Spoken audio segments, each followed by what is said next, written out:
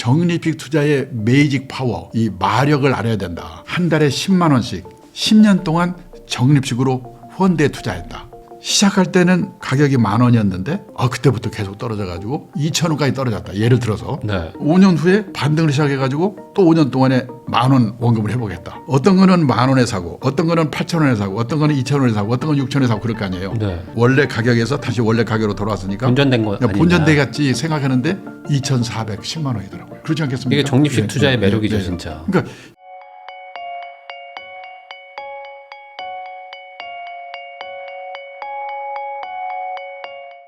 강창희 대표님하고 이야기 나누고 있습니다. 그러면은 아마 이 시청자분들이 이런 생각들을 하실 것 같아요. 뭐냐면 또 금융계에 오래 계셨으니까 연금을 투자하는 거랑 연금을 투자하는 건 아니고 내가 직접 계속 운영을 해가지고 뭐 배당이든 뭐 이런 것들 사실상 이제 연금을 개인적으로 운영하겠다. 이런 식으로 어차피 연금 투자할 거면 그냥 내가 그냥 장기 투자하지 뭐. 요즘에 뭐 이제 S&P 뭐 500 모으기 뭐 이런 것들도 막 하시거든요. 꾸준히 그냥 사겠다 나는 죽을 때까지. 이런 어떤 개인 투자 이 연금은 약간 간접 투자니까 이런 갈림길도 있을 텐데 어떻게 생각해야 될까 이거? 우선 그 연금 투자는 뭐냐면 세제 혜택이 크잖아요. 네. 그러니까 연금은 할 수 있는 만큼은 다 해야 되죠. 그리고 남은 돈으로 이제 개인적으로 그런 투자를 하는 거는 바람직한데. 세제 혜택 해주는 정도까지는 챙겨야 그렇죠. 된다. 왜냐면요. 지금 예를 들어서 연금 지금 우리가 뭐냐면 노후 대비하시라고 정부가 국민들의 노후 준비로 절세 상품을 많이 내놓고 있잖아요. 네. 그게 퇴직연금 상품이 가장 기본적인 절세 상품이지 않습니까? 그 절세 혜택 받는 것만 이상으로 수익 내는 거가 쉽지가 않거든요. 그러니까 저는 어차피 국민연금이나 퇴직연금은 회사에서 의무적으로 하는 거기 때문에 안 할 수가 없어요. 안 할 수가 없고 거기다 플러스 개인연금 정도거든요. 그러니까 그거는 저는 훌로 하는 게 좋다. 그리고 거기에 들어가는 투자 상품은 이제 ETF라든지 뭐 펀드로 해야 되는데 저는 사실 지금 우리가 펀드 시장이 많이 죽어서 그런데요. 저는 그 개인이 주식 투자를 직접 하는 것은 별로 바람직하지 않다고 생각해요. 저 자신은 안 하고 있습니다. 개인은. 왜 그러냐면 그거를 신경 쓰고 할 시간이 있으면은 그 시간에 자기 일을 열심히 해야 된다고 보거든요. 왜냐하면 일이라는 게 얼마나 엄청난 금융자산인가를 우리가 깨달아야 되는데요. 일하면 월급 나오잖아요. 퇴직금 나오잖아요. 그다음에 보너스 나오잖아요. 그러니까 직장인은 일해서 성공해야 되거든요. 가장 큰 투자 엔진은 자신의 직업이다. 그래서 미국의 직장인들도 대부분의 직장인들은 직장 딱 취직을 하지 않습니까? 그러면은 DC연금 가입을 하기 때문에 거기서 펀드를 골라야 되거든요. 그래서 미국의 직장인들에게 당신은 펀드 투자를 언제 시작하셨습니까? 그러면요. 65%가 입사해서 퇴직연금 DC형 운용해야 되기 때문에 그때 시작했습니다. 그러거든요.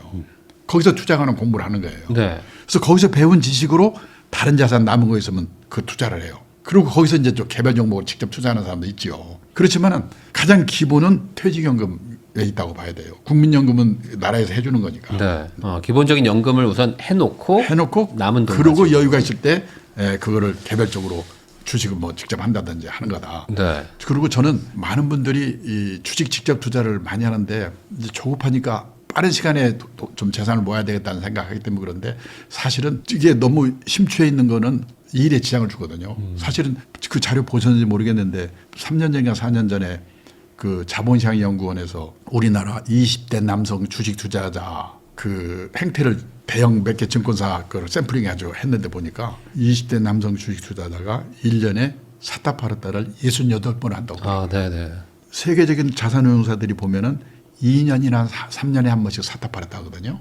그러니까는 연평균 회전율이 한 20-30%밖에 안 되는 거예요. 근데 우리나라는 68번이라는 게 6,800%라는 뜻이거든요. 1년에 68번을 샀다 팔았다 하게 되면 꿈에도 나타나거든요. 이러다가도 생각해야 돼요. 그렇죠. 잘못하면 회사에서 도태돼요. 그렇게 단기로 샀다 팔았다를 68번 하는데 계속 마칠 수가 없잖아요. 어쩌다 한 번은 모르지만. 근데 지금 그렇게 힘든 일을 다 하고 있거든요. 저는 그게 문제라고 생각해요. 그러니까 오히려 지금 자기 몸값 올리고 열심히 일해가지고 지금 경력 쌓아야 될 시간에 사실 돈도 안 되면서 이제 손해만 보는 오히려 잘못된 길로 가고 있다. 그래서 미국에서는 오히려 이 현역에 있는 직장인들은 그렇게 열심히 하지 않아요. 한두 종목 사가지고 그냥 계속 묻어두는 자기 회사 주식 같은 거 그런 걸 하지 샀다 팔았다를 빈번하게 안 하거든요. 그리고 오히려 퇴직을 하고 나면은 심심하잖아요. 그리고 머리 회전도 해야 되니까 뭐라고 하냐면 오락용 주머니라는 생각으로 그 약간의 자 갖고 있는 그 금융자산 10% 이내에서 네. 그걸로 샀다 팔았다 하는 거예요. 그래가지고 혹시 수익을 내면 부인하고 같이 뭐 여행도 가고 혹시 깨먹으면 에이 오락했으니까 됐지 뭐. 그래서 오락용 주머니라고 그러거든요. 네. 오히려 퇴직한 사람들이 그렇게 해요. 현역에 있는 사람들은요. 우리나라처럼 이렇게 많은 사람들이 매달려 있지 않아요. 사실 그게 맞는 것 같아요. 네. 사실 어찌 보면은 그 길게 봤을 때 결국에는 네. 그 젊을 때 어떤 경력을 잘 쌓는 게 이 생애 소득도 훨씬 더 높일 수 있는 거니까. 제 그 동기나 이런 친구들 중에서도 젊을 때 주가를 잘 맞춘다 뭐 그렇게 소문난 친구 중에 관두고 전업으로 시작한 친구가 있거든요. 네. 근데 보니까 계속 되는 게 어려워요. 성공하기가. 그렇죠. 네. 또 계속 성공을 했어도 한 40대 50대쯤 돼서 자기 옛날 친구들이 직장이나 이런 데서 중견이 돼가지고 일을 하고 있는 걸 보면은 그때 공허감을 느껴요. 아 내가 잘못했구나. 네. 이게 너무 매달리는 게 아니구나. 왜냐하면 젊을 때는 돈에 한이 맺혀서 그게 돈 하지만 그 나이대에서 먹고 살만하면 그런 게 아니거든요.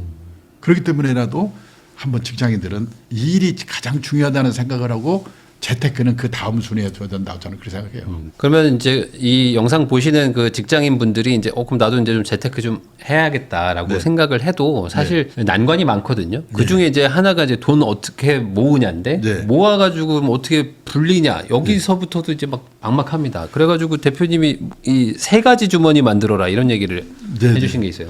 그 뭐냐면 이제 일단은 내가 갖고 있는 금융자산이 몇 천만 원이든 1억이든 네. 용도별로 나누는 거는 참 중요하다. 저도 이게 옛날에 제가 있던 자산운용사에 고문했던 미국인에서 자산운용사 사장했던 사람한테 배운 건데 네. 그 사람은 또 어떻게 해서 그 일을 시작했냐면 자기 어머니가 아버지가 일찍 돌아가셔가지고 그 보상금으로 받은 돈을 가지고 주식 한 방에 했다가 날려가지고 고생을 많이 했대요.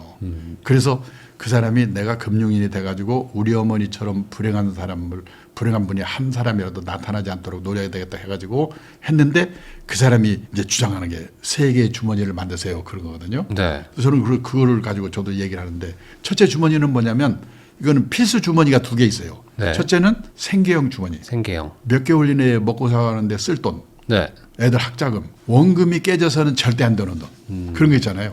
그런 돈은 생계형 주머니에 넣어놓고 그래서 그거는 뭐냐 언제든지 꺼낼 수 있어야 되고 원금이 안 깨져야 되니까 예금 같은 저축 그러니까 원금이 보장되면서 단기 금융상품 원금 깨질 염려가 거의 없는 상품에 넣어놓는 거예요. 그래서 네. 생계형 주머니고 상품은 저축 상품에 넣어놓는다고 그래가지고 저축 주머니라고 그러거든요. 그러니까 이 생계형 주머니 이퀄 저축 주머니가 필수로 있어야 되고 네.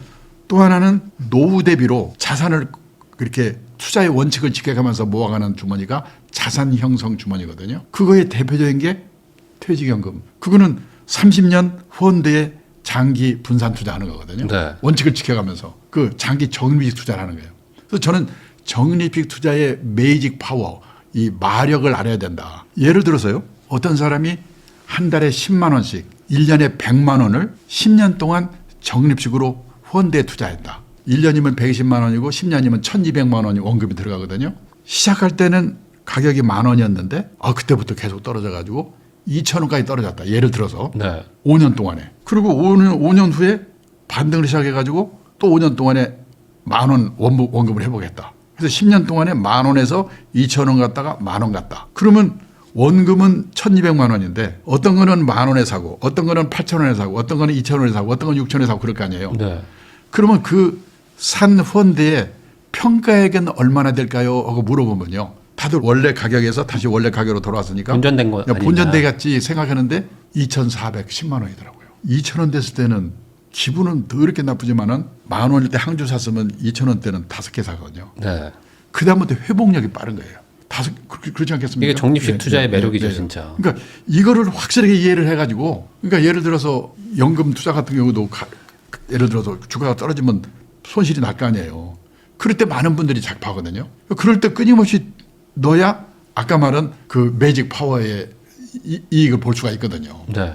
그러니까 그게 원칙을 지켜가면서 투자 상품에 모아가는 주머니가 자산 형성 주머니고 그런 퇴직연금 말고 좀 여유가 있으면은 말씀하신 대로 주식 개별 종목 하나 자기가 잘하는 게 있으면 사서 그렇게 그런 식으로 모아간다는 게 그게 자산 형성 주머니예요. 네. 요 두 개는 이거는 당장 먹고 살아야 되니까 이건 장래를 위해서 노후를 위해서 필수 주머니로 꼭 있어야 되거든요. 그리고 있어도 되고 없어도 되는 주머니가 뭐냐면 트레이딩 주머니예요. 트레이딩 주머니. 예, 단기 시황 전망에 따라서 샀다 팔았다 하는 거예요.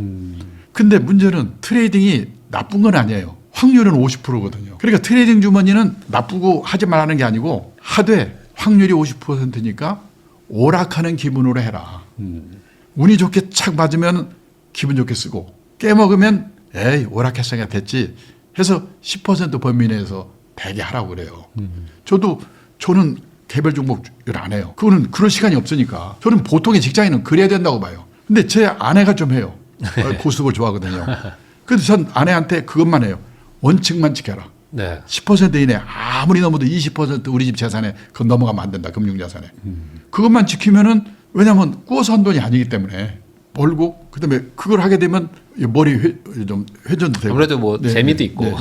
그러니까 그런 식으로 해야 되는데 우리나라는 보면은 자산 형성 주머니를 갖고 있는 사람이 거의 없습니다. 네. 생계형 주머니와 그러니까 은행 예금 통장 있잖아요. 생계형 주머니 그리고 트레이딩 주머니 거의 두 개밖에 없어요. 왔다 갔다 하는 거거든요. 그러니까 이제 예를 들어서 주식을 안 사고 있는데 결국은 다른 사람이 다 돈 버니까 아이고 안 되고 나도 사야지. 그리고 딱 샀어요. 그럼 그때부터 떨어지잖아요. 정부 욕을 해요. 그리고는 내가 앞으로 주식을 사면 성을 간다. 이거 팔고 나와요. 그러면 계속 안 하면 좋은데 그 다음 회전 국면에 가서 또 오르면 그때 또 시작하고. 그러니까 트레이딩 주머니하고 생계형 주머니를 왔다 갔다 하면서 투자한다고 그러거든요. 그거보다도 자산 형성 주머니를 어떻게 잘 운영할까를 그거는 원칙을 지키는 노력이 필요하거든요. 오르든 내리든 계속 들어가는 데. 네, 원칙을 지키는 노력이 필요하거든요. 네. 결국에 이렇게 세 가지를 만들어 놓지 않으면은 원칙을 못 지키는 걸 넘어가지고 막 계속 휩쓸려 다니면서 이제 오히려 더 깨진다. 그러니까 없어요. 예금 통장 하나 거기서 애들 학자금도 하고 내 먹고 사는 돈도 쓰고 그러다가 또 주식 그냥 갑자기 여기서 꺼내서 주식도 샀다가 손해 보면 다시 일로 왔다가 저축 주머니와 트레이딩 주머니, 생계형 주머니와 오락용 주머니를 왔다 갔다 하는 것이 우리나라의 투자자예요. 정작 중요한 노후 대비용 자산 형성 주머니에 대해서는 심각하게 원칙을 이건 몸이 건조하거든요. 재미가 없거든요. 네, 그렇죠. 이거를 잘해야 되지요. 이게 정답인데 사실 요런 얘기들을 들으면 또 지루해들 하시니까 그 아까도 잠깐 말씀해 주셨지만은 이 오히려 요즘에는 이제 좀 은퇴하실 때 그래도 좀 퇴직금 좀 들고 나오시는 경우들도 있고 뭐 명예퇴직 뭐 이러면서 뭐 막 3억, 5억씩 막 들고 나오시는 분들도 있더라고요, 요즘에는. 그러다 보니까 그런 분들이 이제 100세 시대를 또 살아야 되니까 아직 여기서 만족할 수 없어 하면서 다시 한번 여기서 불려야겠다. 이런 생각들도 많이들 하시는 것 같은데 이런 거에 대해서는 어떻게? 진짜 많아요. 그런 분. 제가 이제 퇴직 예정자 대상으로 강의를 하잖아요. 네. 그러면 한 분이 오셔가지고 저 이번에 지금 말씀대로 퇴직금 2억 받았는데요. 그 돈으로 주식을 사서 어떻게 좀 돌려가지고 노후자금 마련할 수 없을까요? 그거 퇴직하고 나서 그거 날리면 큰일 나거든요. 그래서 제가 그때 뭐라고 대답하냐면 인생 단계별로 자산 관리 전략이 3단계로 나눠집니다. 나는 어느 단계에 있나 그 단계에 맞는 전략을 취하셔야 됩니다. 1단계가 언제냐면 현역 시절이에요. 네. 그때는 젊죠. 현역이죠. 월급도 있죠. 그러니까 좀 공격적으로 해도 돼요. 주식도 하고 주식경원도 하고 오히려 그때 해야 돼요. 그 대신 장기 투자, 분산 투자 원칙을 지키면서 잘해야 되는데 이제 조심할 거는 퇴직해서부터거든요. 퇴직하면 월급이 없잖아요. 네. 그럼 모아놓은 노후 자금을 꺼내 쓰면서 남은 돈을 운용하는 단계가 되거든요. 모아놓은 노후 자금을 꺼내 쓰면서 인출해 쓰면서 남은 돈을 운용하는 단계가 돼요. 제가 세계 평균을 한번 조사해 봤어요. 그랬더니 모아놓은 노후 자금의 연 4% 이내에서 꺼내 쓰세요. 그러더라고요. 그러니까 1억을 모았으면 1년에 400만 원 이내에서 꺼내 쓰라는 얘기예요. 그래야지 30년, 40년 꺼내 쓰니까. 그리고 남은 돈은 1억에서 4천만 원 빼면 9,600만 원 남잖아요.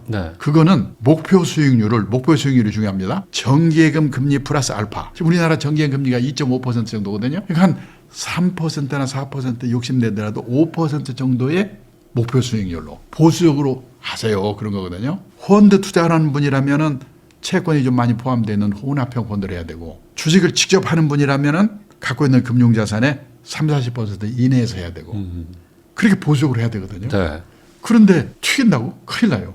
그리고 2단계에서 더 중요한 건 뭐냐면 2단계에서는 가능하면 모아놓은 노후 자금을 안 꺼내 쓰는 노력, 덜 꺼내 쓰는 노력을 해야 돼요. 왜? 80 넘어서 3단계로 많이 옮겨놔야 되니까. 그때가 돈이 많이 가니까. 안 꺼내 쓰려면 뭐가 중요하냐. 첫째가 연금 수입이 있어야 돼요. 그래서 연금이 중요한 거예요. 그러면 저 같은 경우는 제 아내하고 합쳐서 국민연금을 한 180만 원 받으니까 그만큼 안 꺼내 쓰잖아요. 연금이 중요한 거예요. 네. 두 번째는 뭐냐? 퇴직하면 생활비를 줄여야 되잖아요. 보통 현역 시절에 60 내지 70%를 줄이라고 하거든요. 집을 줄이거나 지방으로 이사하거나 그래서 50만 원 절약, 100만 원 절약을 해야 돼요. 그리고 세 번째는 뭔가 허드렛 일이라도 일을 해가지고 50만 원 벌어, 100만 원 벌어, 근로소득. 2단계에서 더 중요한 거는 보수적으로 운용하는 거 중요하고 4% 이내에서 꺼내 쓰고 연금소득, 그다음에 절약, 근로소득으로 가능하면 안 꺼내 쓰는 노력을 해야 된다. 그리고 3단계는 언제 시작했냐면 사람마다 다른데 80 정도쯤 되면요. 이제 판단력이 좀 흐려지기 시작하는 거예요. 네. 그럼 그때부터는 3단계로 옮겨가는데 운용에서도 되게 졸업을 해요. 예금이라든지 단기 금융상품, 원금 손실이 거의 없는 상품에 넣어놓고 아껴서 꺼내 쓰다가 세상을 떠나는 거거든요. 목표가 뭐냐면 내가 죽기 전에 내 노후 자금이 바닥나면 안 된다. 나의 수명보다 노후 자금의 수명이 길어야 된다. 그런 마음가짐으로 하라는 거죠. 그럼 아까 그 소문처럼 2억 퇴직금 갖고 튀긴다는 얘기는 안 하겠죠. 그 사람이 하고 싶으면 아까 오락용 주머니 일부만 갖고 하라고. 조금만 하고. 네, 그것만 가지고. 근데 그렇게 오락용. 얘기하면은 또 이제 약간 서운해들 하시더라고. 그러니까 뭐 내가 지금 아직 젊은데 그러면 약간 좀 뭐랄까 좀 퇴직했으면 젊지 않죠. 60이 넘었으면. 그래도 좀 한 번 더 좀 이렇게 잘 살아보고 싶은데 막 이런 마음을들 하시니까. 그러니까 뭐냐면 100에서 자기 나이 뺀 만큼 네. 60이면 60 빼면 40 남잖아요. 40을? 40만큼만 좀 공격적이 된다는 거예요. 그러면. 욕심이 나더라도. 네. 네. 그렇죠. 사실 뭐 인생은 진짜 뭐 한 번 사는 거니까 이게 뭐 근데 되돌릴 수 문제는 없으니까. 그래서 성공하면 좋은데 그게 아니지 않습니까? 실패하면 진짜 방법이 없으니까. 그거를 생각해야죠. 그러니까요. 결국에는 이제 어느 정도 욕심도 좀 내려놓을 필요도 있는. 그러니까 사실 그러니까 더 그 전에 준비를 하시는 게 맞죠. 훨씬 더 젊을 그걸 때. 준비하는 게 중요하고 또 하나는 60이 넘어서는 그거보다도 오히려 뭐가 무슨 일을 하고 살 건가 이 일을 하는 그 노력이 더 좀 훨씬 중요하다고 봅니다. 그 요즘에 이렇게 저도 이렇게 상담 같은 걸 보면은 반대로 이제 50대 뭐 이렇게 60 초반까지도 거의 투자를 안 하시고 막 진짜 막 아껴가지고 저축만 해서 이렇게 자산을 만드신 분들도 있거든요. 근데 저는요, 그건 사람의 인생관이니까요. 근데 그런 분들이 또 이제 꼭 후회를 하시니까. 예. 네. 그래서 이게 투자를 하기는 해야 되잖아요. 예. 그런 분들은 아까 말씀드린 대로 그 자기 가계 자산에 금이 가지 않을 범위 내에서 했잖아요. 못할 거 없잖아요. 예를 들어서 30 내지 40% 이내에서 주식 투자를 사고 팔고 하면 되잖아요. 네. 그 정도 내에서 하라는 거죠. 올인하는 게 문제죠. 그러니까 뭐 예를 들어 뭐 퇴직금 한 2억 받았으면 한 3, 4천 정도만 예, 가지고 해보고. 그거를 절대 그걸 넘지 말고. 저도 제 아내 똑같아요. 제 아내 좀 아이고 그거 뭐 간에 안 차게 그거 하고 있냐고 그러는데 그러면 간에 차도록 해라 하되 이 범위를 벗어나지 마라. 바람직한 것은 10% 이내 우리 집 갖고 있는 금융자산에 아무리 많아도 20% 이내 나하고 당신이 약속해라. 그것만 약속해라. 그러면 가정 불화가 안 생기죠. 네. 그러니까 뭐 본인이 정말 잘 될 것 같아도 우선 한번 해보고 잘 되면 그때 뭐 비율을 늘리더라도. 그리고 부부 합의가 필요한 게요. 특히 의사 선생님들, 사모님들 중에 그런 분이 많은데 의사분들은 진료받느라고 정신없잖아요. 네. 고소득이잖아요. 그 사모님들이 남편 모르게 공격적으로 하는 거예요. 그런 분들 있죠. 네. 네. 그래가지고 이제 남편이 알면은 자기가 싸우게 생겼으니까 숨기잖아요. 네. 숨기면 또 더 잘못 나가요. 그러니까 그거를 몇 퍼센트 이내에서는 내가 내 재량으로 깨먹어도 좋을 만큼 하겠다. 서로 약속을 하고 남편분도 좋아.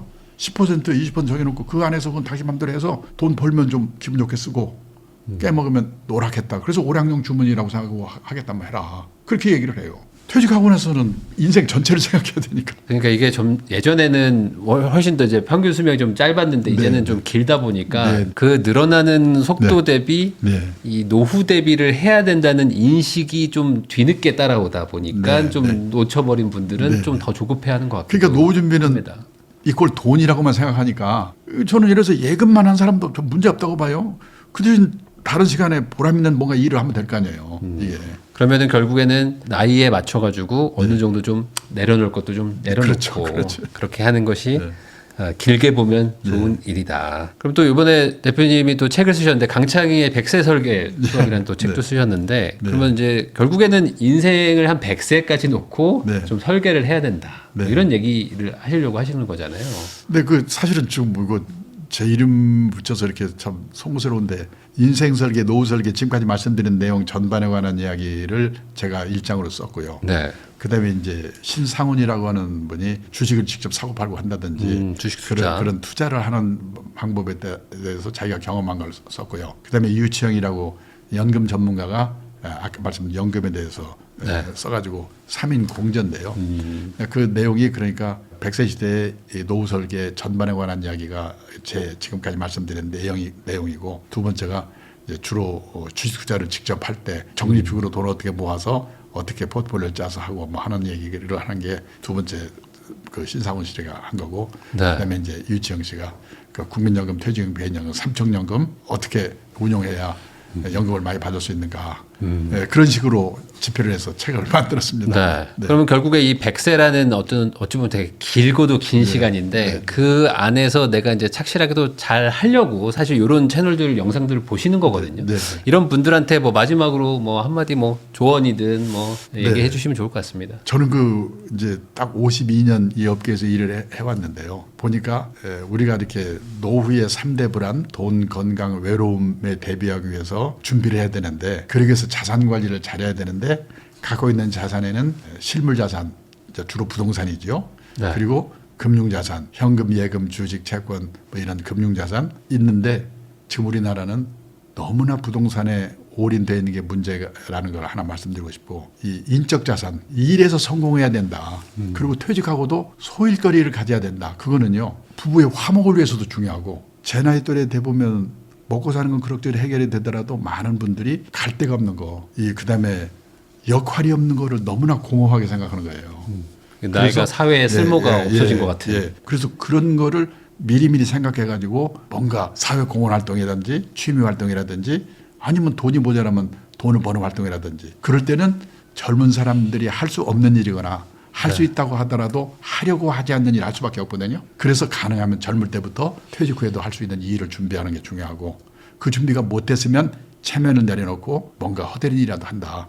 그런 마음가짐이 참 중요하다. 그래서 이웃나라 일본에도 보면은요 가장 많이 하는 일이 아파트 관리인인데 아파트 관리인 하기 위해서 경쟁률이 50대 1이래요. 선진국도 똑같습니다. 네. 그러니까 그런 마음가짐이 저는 가장 중요하지 않을까. 그래서 저는 특히 그 퇴직 후에도 뭘 하고 살 건가를 준비하는 게 이 40년, 50년 살아야 되기 때문에 가장 중요하다는 말씀을 꼭 좀 드리고 싶습니다. 네, 인생이라는 게 이게 살다 보면은 그냥 대충 사라지는 거라고 생각하는 경우도 있지만 네. 사실 준비를 잘 하고 네. 미리미리 대비를 하지 않으면은 참 그 노후가 참 힘들어지는 경우들도 있는 것 여기서 제가 같아요. 티베트의 종교 지도자 달라이라마가 했다는 얘기를 한번 그대로 말씀을 드리면요. 네네. 자신이 다른 사람들에게 쓸모 있는 존재가 아니라고 생각하는 노인은 자신이 남에게 유용한 존재라고 느낀 노인보다 일찍 숨질 가능성이 3배 가까이 높게 나왔다. 네.